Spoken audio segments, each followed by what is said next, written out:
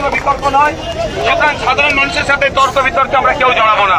আমরা যারা নেতৃত্বরা আছে বসে পড়বো, অনুরোধ করবো।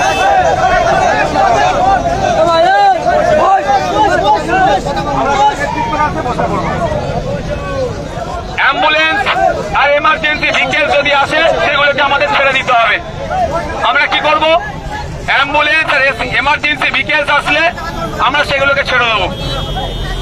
অনেক হয়েছে এর আগে এই ধরনের এই যে সমাজ বিরোধী গুলো এই রাজাপুরে আমাদের কর্মীদের উপর হামলা চালিয়েছিল, গাড়ি ভাঙচুর করেছিল।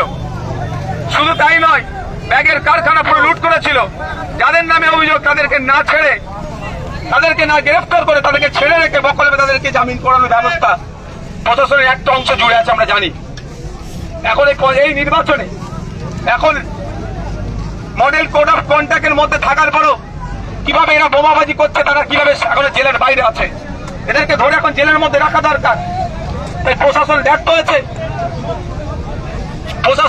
হয়েছে এখানে শান্তি ফিরাতে। তাই বাধ্য হয়ে আমরা রাস্তায় বসেছি।